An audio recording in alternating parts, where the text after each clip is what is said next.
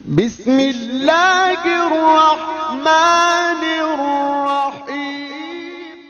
مولا علی شیر خدا، اب میری بات پہ توجہ کریں جی، اللہ جزا دے۔ مولا کائنات حضرت علی المرتضیٰ رضی اللہ تعالیٰ عنہ، حضور نہ حضرت مولا علی کے ناز اٹھایا کرتے تھے، یعنی حضرت علی گھر سے ناراض ہو کے چلے گئے بچپن میں، تو آپ کی والدہ انتظار کر رہی تھیں۔ یہاں ایک روایت میں ہے کہ سیدہ فاطمہ شادی ہو چکی تھی، وہ انتظار کر رہی ہیں کہ حضور آئیں گے تو کہیں گے کہ علی ناراض ہو گئے، منا کے لائیے۔ تو یعنی نبی پاک خود تشریف لے گئے، حضرت مولا علی شیر خدا خانہ کعبہ کے پاس زمین پر لیٹے ہوئے تھے، ناراض ہیں، تو فرمایا قم یا ابا تراب، اٹھو مٹی والے، یعنی سارے کپڑوں کو مٹی لگ گئی۔ حضرت مولا علی سے کو پوچھتا تھا نام کیا، تو فرماتے تھے وہی نام ہے جو مدینے والے نے رکھ دیا ہے، ابو تراب کنیت انہوں نے پسند کر لی۔ حضور ناز اٹھاتے، حضور بار بار فرماتے جس کا میں مولا اس کے علی بھی۔ حضور نے فرمایا کہ یہ میرا دنیا میں بھی بھائی ہے، میرا آخرت میں بھی بھائی ہے۔ رسول کریم صلی اللہ تعالیٰ علیہ وسلم نے مولا علی شیر خدا کرم اللہ تعالیٰ وجہ الکریم کے بارے میں ارشاد فرمایا کہ یہ میرے لیے اسی طرح ہے جس طرح حضرت موسیٰ علیہ السلام کے لیے جناب ہارون علیہ السلام تھے۔ بڑی باتیں حضور نے ان کے لیے کی، ایک نہیں کی۔ فضائل میں شاید سب سے زیادہ حدیثیں مولا علی کے لیے آئی ہوں، لیکن حضرت علی نے ایک دفعہ بھی نہیں کہا کہ جیسے میں کہوں حضور ویسے ہی کر لیتے ہیں۔ آپ میری بات کو سمجھیں، بزرگ مثالیں دیتے ہیں، میں نہیں دیتا، وہ دیتے ہیں، تو کسی بزرگ کا نام لے کے تو کوئی مثال دے لینی چاہیے نا۔ آپ ناراض تو نہیں؟ اللہ آپ کو ہاں نا تھوڑا تھوڑا مسکرا ہی دیں تاکہ مجھے پتہ چلے کہ آپ محفل میں۔ پیر وارث شاہ صاحب کا ایک فکرہ ہے، میرا نہیں ان کا ہے، تو انہوں نے سمجھانے کے لیے مثال دیا ہے، ورنہ میں ان لوگوں کے نام اکثر نہیں لیتا۔ پیر صاحب کہتے ہیں کہ ہیر ہس بولے تے وہ دی مہربانی، نہیں تے رانجے تے لاڈ ہی لڈاونے نے۔ اگر وہ کبھی مسکرا دے تو یہ تو اس کی مہربانی ہے نا، یعنی اگر محبوب کبھی کرم فرمائے تو اس کی، اب اس کا مطلب یہ ہے کہ بندہ چوڑا ہو جائے، میری بڑی مانتے ہیں، یہ کیا کمال ہوا، یہ کوئی بات ہے؟ کئی سنگی آتے ہیں نا جی، تو سنگیوں کو لوگ تھوڑا سا خراب بھی کرتے ہیں۔ میرے ایک دوست ہیں، تو چونکہ ہمارا طریقت کا تھوڑا سلسلہ ہے تو ٹائم کچھ لینا تھا، انہوں نے مشکل ہو جاتی ہے میرے لیے بڑی بڑی، ایک ایک دن میں کئی جگہ، اور اب تو سفر نے بیمار کر دیا، تو آئے کہنے لگے حضرت صاحب وہ ٹائم فلانی جگہ دے دیں۔ میں نے کہا یار یہ ڈائری ہے، بڑی مشکل ہے، وقت ہوتا تو ضرور حاضر کرتے۔ تو مجھے کہنے لگے کہ مینوں بندے کہنے تیرے پیر تیری اینی گل بھی نہیں مندے۔ میں کیا انہوں نے آکھی پیران نو منائی دی نہیں، پیران دی تے منی دی ہے، تینوں انہوں نے غلط مشورہ دیتا ہے۔ یہ کیا بات ہوئی کہ پیر صاحب میری ادھری بات بھی نہیں مانتے؟ پیران دوں یہ نا میں جو بات سمجھانے لگا اس پر آپ نے غور کرنا ہے۔ یعنی حضور نے کھل کے پیار کیا مولا علی سے، یعنی حد کر دی، فرمایا میں اسی کا مولا ہوں جس کے علی مولا ہے، ختم ہو گئی بات۔ لیکن حضرت علی کیا فرماتے ہیں، یہ آپ کو مشکات میں حدیث ملے گی اور آپ حیران ہو جائیں گے۔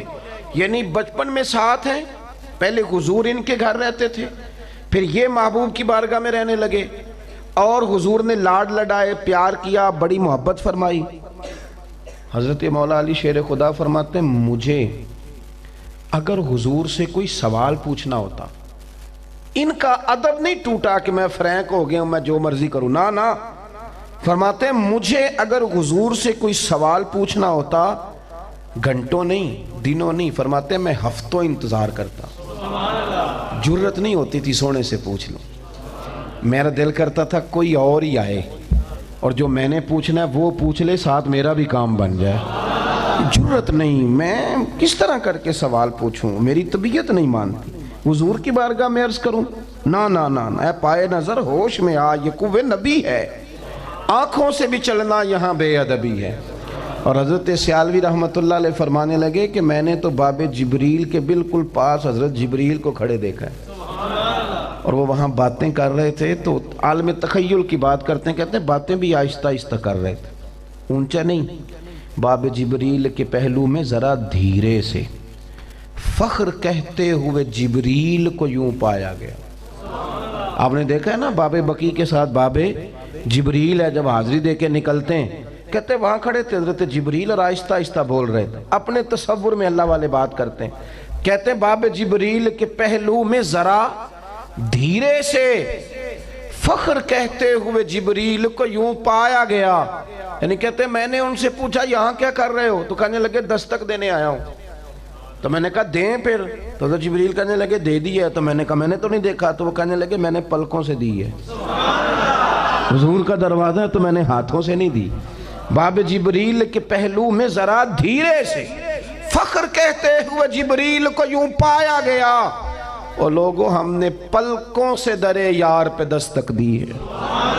ہمارا درد سمجھو، ہماری کیفیت سمجھو، ہمارے عشق کا ماحول سمجھو۔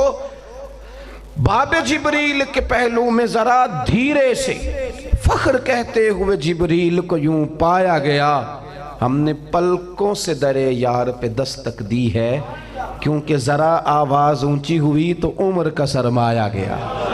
ہم نے بڑے دھیرے انداز میں اور پلکوں سے، پلکوں کا کوئی بوجھ نہیں ہوتا، دستک دیں تو آواز۔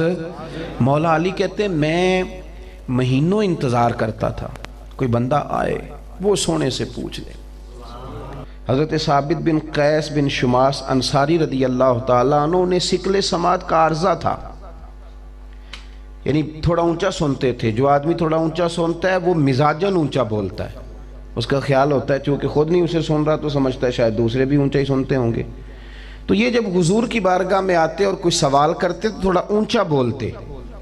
آپ میری بات کو سمجھیں، آپ نے علماء سے یہ بات سنی ہے لیکن اس کی ذرا گہرائی میں، یعنی کچھ بھی نہیں وہ کرتے، وہ ادب سے بیٹھے ہیں، انہوں نے کوئی غلط جملہ نہیں استعمال کیا۔ پھر غور کریں کیا عرض کر رہا ہوں۔ ایک ہمارے ہاں تو لوگ بڑے بڑے سخت جملے کہہ دیتے ہیں نا، اور تیزی میں بولتے ہیں تو اللہ جانے کیا کچھ کہہ جاتے ہیں۔ کوئی سخت جملہ نہیں، کوئی بے ادبی والی بات نہیں، کوئی توہین آمیز رویہ نہیں، کوئی بات کرتے ہوئے چہرے کے اوپر کسی قسم کی انہوں نے جو ہے وہ سختی نہیں، ترشروئی نہیں، صرف کیا ہے کہ بولتے ہیں تو تھوڑا اونچا بولتے ہیں، تھوڑا اونچا بولتے ہیں۔ اللہ کریم نے فرمایا یا ایھا الذین آمنوا لا ترفعوا اصواتکم فوق صوت النبی، فرمایا تم نے اپنی آوازیں میرے نبی کی آواز سے اونچی نہیں کرنی۔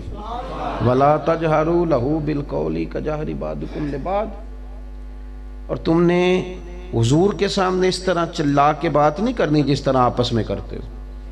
تو یا اللہ اگر ہو گئی تو سوال پیدا ہوتا ہے نا، مفہوم مخالف بھی لوگ مراد لیتے ہیں۔ اگر ہو گئی تو فرمایا ان تحبط اعمالکم، تمہارے سارے اعمال ضائع کر دیے جائیں گے۔ بات کو سمجھیں، سارے اعمال وانتم لا تشعرون، اور تمہیں پتہ بھی نہیں چلے گا۔ یعنی تم نے اگر ہر سال حج کیا ہے، زکاتیں دی ہیں، خیراتیں کی ہیں، حسن اخلاق موجود ہے، حقوق العباد کیے ہیں، یہ سارا کچھ ہے، لیکن اگر تم نے ادب نہیں نہ کیا تو سمجھ لیں کہ وہ جو اعمال کی حفاظت کرنے والا دروازہ تھا وہ تم نے کھول دیا ہے۔ تمہارے اعمال اب اس کے رستے نکل جائیں گے، ضائع ہو جائیں گے۔ اور اگر تم کر لو ادب، اگر تم کر لو ادب تو پھر معنی یہ ہے کہ تم نے اپنے اعمال بھی کیے ہیں اور تم نے ادب کر کے ان کے گرد باڑ لگا لیا، یہ محفوظ بھی ہو گئے ہیں۔